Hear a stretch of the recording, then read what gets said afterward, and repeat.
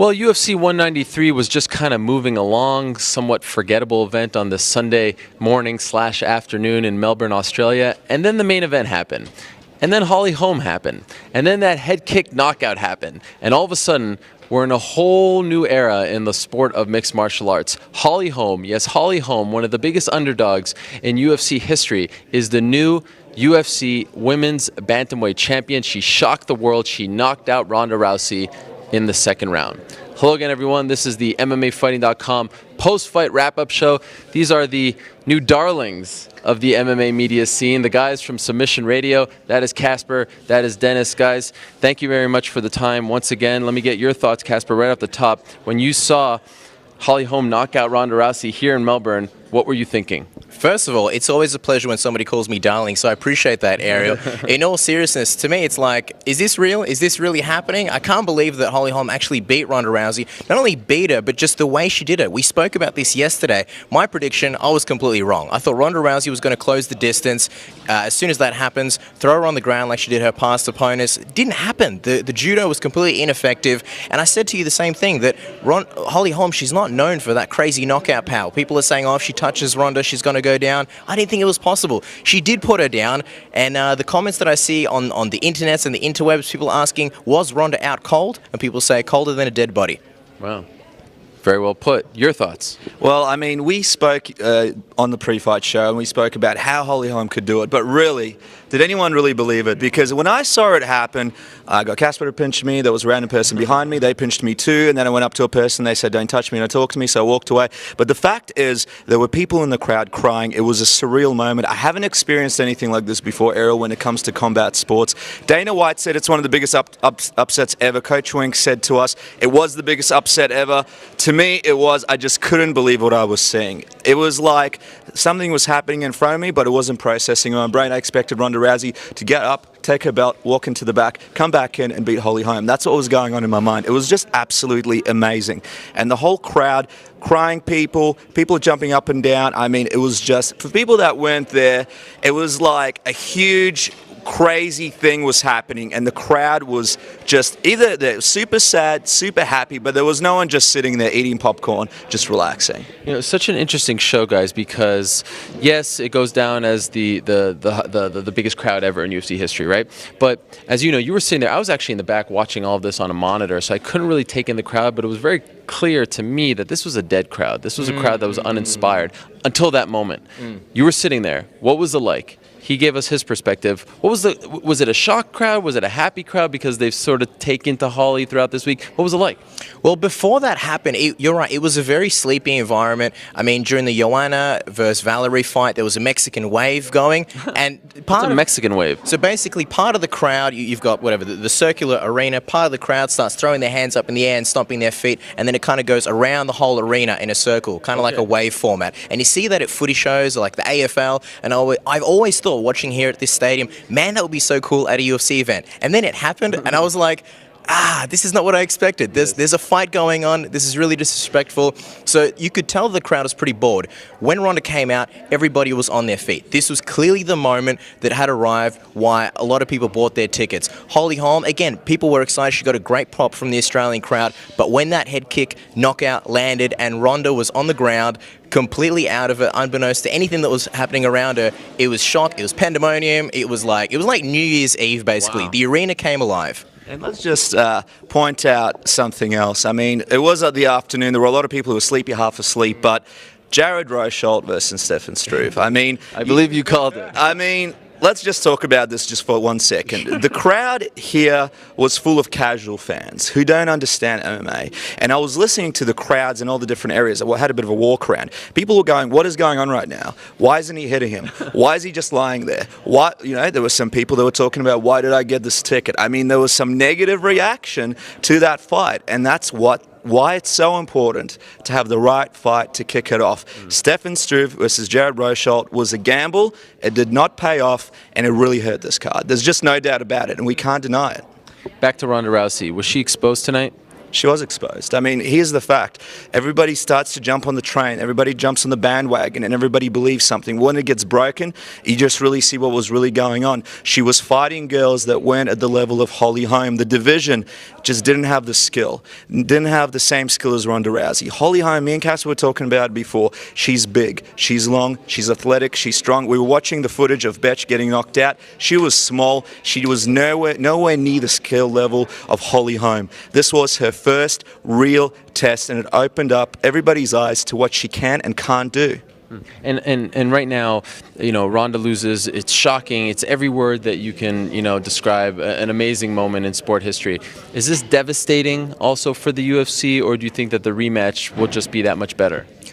I think the rematch will still be big, of course. I think it's just a tough sell just because it wasn't close at all. Well, in saying that, Ronda did land some good shots. There was, I think, 1 or 2 punches that she landed and Holly looked like she was in trouble. It was a great fight from start to finish, but I think a lot of that mystique just poofed straight out the window. And a big part of Ronda's marketing was that she's the most dangerous woman in the world. For the heavyweights, it's the baddest man on the planet. For Ronda Rousey, not any bantamweight. For Ronda Rousey, it was the most dangerous woman in the world. You hear news anchors saying it, you hear people that have no idea MMA saying it. She's no longer the most dangerous woman in the world. And you could argue now whether it's Holly Holm, whether it's Chris Cyborg, but now there's a legitimate debate going on. Right. And someone who was successful in another sport. Go ahead.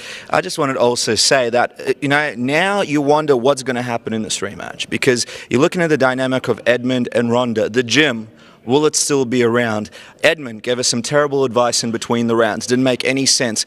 Is he the right person for her? Because let's have a look at all the other people from the gym. Travis Brown, Jake Ellenberger. I mean, these guys aren't doing very well at all. Was it Ronda Rousey all along, or was it her coach? Because right now, I'm just not sure what we'll see when she returns. Will we still see her with Edmund, or is it time for her to go out into a camp like Jackson Winkle-Johns, where she actually has guys that aren't, fantastic boxers, but really know the game of MMA? That's what she needs to do. What'd you make of her game plan? Well, we had Ronda Rousey's mum on the show a while ago, and she says something along the lines of, come to the dance with what, I don't know, bring to the dance with what brought you, or something like that. Basically, if it's working for you, don't change it. I just think at the end of the day, Holly Holm was the better fighter. I think Ronda Rousey was shocked that she wasn't able to take her down. Yeah, and it was one of those things where adjustments needed to be made. I mean, you're looking at 2 different types of coaches. You're looking at Edmund, who believes that, and I mean, he's a fantastic coach, all respect to him. He's been on the show many times, and I think he's great with boxing and many other MMA fighters. But you got Edmund, who told her to keep doing something that wasn't working. And then you got Greg Jackson and Coach Winklejohn, who assess things as they happen and modify the game plan. I mean, if it isn't working, you have to find something else. Ariel, if you're hitting your head against the wall and it's a brick wall, you're going to knock yourself out. There's no way of busting your head through that wall. Did this historic moment save UFC 193? Because again, it's record-breaking, but it was somewhat of a dull show leading up to this point. Co-main event was fun. We'll get to that in a second. But in your opinion, did all these fans who walked away from this stadium this afternoon say, okay, I got my money's worth, and if this was just a kind of dull main event, they wouldn't have said that? You know what my biggest tell was? We've been to a lot of these events, especially here in Australia. We can't speak for how it is in the States. But here, once the main event finishes, oftentimes before they even read out the decision, people are out the door. People want to get their cars out. They don't want to be stuck in traffic. UFC is basically forgotten for them. Once Holly Holm won that, everybody stood there, everybody stayed, they wanted to hear the decision, the post-fight interview, everything. Even after that was all finished, everybody was still standing there. It just goes to show how much people appreciate that this is a part of history. But I agree, if it wasn't for that, and I expected that we'd be talking about this in this post-fight show, and I expected that a lot of these people, they paid money to see Ronda Rousey beat somebody in 30 seconds. And if they didn't get that, if they got Holly Holm dancing around the octagon for 5 rounds, maybe it was a lackluster decision, everybody would have gone, you know what, UFC's a piece of crap, because, well, they were never, a true MMA fan anyway. And whatever, that's up to them. The fact that this happened most definitely saved the card. Dennis, can you explain to me why, I was talking to you guys about UFC 127 Acer Arena. My ears were literally ringing that morning listening to the crowd. This crowd, I didn't see flags. I didn't see any chanting, any singing, any dancing. I didn't see anything. It felt like they were here at a picnic. Why was that? Was it because it was so big? Is not the right stadium? Why do you think that was? It's the wrong stadium, Ariel. I mean, in different parts parts of the crowd. People were trying to do the Aussie, Aussie, Aussie, oi, oi, oi. Couldn't hear it. You couldn't hear it because one side would do it, the sound would travel very slowly to the other side would do it, and then eventually people gave up. Look, Etihad Stadium is fantastic for the big sporting events, but there's another arena here called Rod Laver Arena where the Australian Open plays its final. That's the perfect arena. How big is that? It's about 18,000 people. That's where the WWE do their Raw shows. That's where a lot of concerts happen. That's the arena to do it in. Ace Arena, fantastic arena because you can get into it. Once people gave up trying to get into it, then it was sort of the beginning of the end. But no doubt about it, the fights didn't deliver. A lot of fights didn't deliver. The Mark Hunt fight was strange. I mean, he finished Bigfoot, but there was something going on with his hand there. It was just a very lackluster fight. If it wasn't for Rob Whittaker and Uriah Hall, who knows if people would have even stuck around. It was just really, really bad. Back to the main event, is this bigger than GSP Sarah, which up until this point I think most people consider the biggest upset in the sport's history? I would say yes, just because even though GSP was, again, a media darling and just huge for the sport, I do think Ronda Rousey transcended a lot of barriers. And I've said this before, Brock Lesnar, huge draw, GSP, huge draw. You could say that GSP drew, to a degree, the women's market just because he was so ridiculously handsome. Ronda Rousey was an inspiration to women all over the place. And I think a lot of the fans, the however many, I forget how many thousands of people were here today, but a lot of those were women that were inspired by Ronda Rousey. So this is not just something that devastates MMA fans, it's going to devastate a lot of people. We haven't checked Twitter, but imagine all the celebrities who are crushed by this. Imagine all the young girls, or the women, or the news anchors, and all those people. So I do think it is on a much bigger stage than GSP Sarah. And of course, the sport is bigger than when it was, with GSP Matt Serra. And I don't know if this will resonate with you guys, but this reminds me a lot of UFC 71. That's when Quinton Rampage Jackson knocked out Chuck Liddell. Prior to that fight, it seemed like Chuck Liddell really took the corner, or turned the corner, as a mainstream star. He was on Entourage. He was on the cover of ESPN, the magazine. There was a ton of buzz. ESPN finally started covering the sport. And then what happens? He gets knocked out in around 90 seconds, and then everyone jumped off and said, this sport is a little too crazy for me. This reminds me a lot of it because it seemed like Ronda, after the Bethe Correia fight, turned the corner. Everyone was watching, and then she sort of gets exposed. And I'm very curious to see how people, react to this and if they stick around. Do they do the rematch at UFC 200, or do they do it before, in your opinion? Well, I mean, it will have to be at UFC 200. I think Ronda Rousey wants to take a break. I'm curious, though, do you do the rematch, or do you give Holly Holm someone like Amisha Tate in the meantime? Will she do the rematch? You do the rematch? You gotta. Well, I mean, if they do the rematch, it's got to be at UFC 200. I think you got to give Ronda Rousey some time to take a break. She's got to reassess everything. It's more than just mental. It's got to be her coaching, her camp, what's she going to do in the future. She's got a movie that's going to be coming out soon. But it will be a shame to see Holly Holm take a break for such a long time. Okay. I got to also say, in a way, I think this is good for MMA because I don't know how much you've been following the ratings and traffic and internet trends and all that. I'm assuming you would, obviously, with MMAfighting.com, which is a great site. But the term that we heard recently is that the media is cannibalizing themselves with this Ronda Rousey content. Ronda Rousey's huge, but there's just so much Ronda Rousey stuff on everywhere. We're seeing news outlets covering Ronda Rousey that have nothing to do with MMA. And I think people were just getting a little bit sick of Ronda Rousey. And now you've got Holly Holm as the new champion. I don't know. It kind of seems to me like it's good for business. It's something fresh and it's something new. Your question was the rematch. Do you do it at UFC 200? Here's a scenario. The rematch of Holly Holm and Ronda Rousey. The rematch of Daniel Cormier and John Jones. I don't know. Call it vengeance or something like that. I like it. Okay, final question to both of you. We've obviously spent all this time talking about the main event, and I think rightfully so. It's the one that needs to be talked about. But Joanna Jędrzejczyk successfully defended her title over Valerie Turno. A fun fight. A lot of heart showed. It was a lot of fun to watch, in my opinion. Also, some great performances. You mentioned Mark Hunt. You also mentioned Robert Whittaker. I won't mention Jared Rosholt to piss you off. Don't piss him off, please. Jake Matthews had a big comeback win. But what's a performance not named Holly Holm that you really want to talk about? Is there some performance, some moments, anything you want to talk about to end this experience here in Melbourne? Yeah, Jake Matthews. I told you to look out for him because he's a fast riser. I still think he is. He lost against James Vick. I think he came into that fight and he overcame adversity. I think he's been an incredibly, incredibly confident guy, especially for 21 years old. It's almost like he doesn't understand the term fear. And going to this fight, it was the first time that I've seen him a little bit vulnerable. He got that he got the head kick landed on him, and I think the way he overcame adversity really turned that switch. And in the second round, he didn't didn't get necessarily the stoppage that he was probably after, but I think from there on he looked good, and I think he's back on track. The other fights, while they were interesting, I wouldn't necessarily call them breakout performances. Like Dennis mentioned, the Mark Hunt fight, he was sort of stalking Bigfoot Silver. He landed that big right. I don't know. To me, it's the Jake Matthews fight that sticks out. Your pick? And since we're here in Melbourne, Australia, I mean, there's got to be some names we have to mention. Richard Walsh came out, started to cry in the back here while we were doing the post-fight interview, thinking about his relationship with Dan Kelly and Jake Matthews and everything they've been through. Obviously, him and Dan were on The Ultimate Fighter together. Dan Kelly spoke about how much time he takes away from his family, how much sacrifices he puts in. He owns a gym. He really needed this win. He had a fantastic performance. What about Cal Noak, who looked like he was at the end of his road in Adelaide? We ran into him after the fight. He was super bummed out.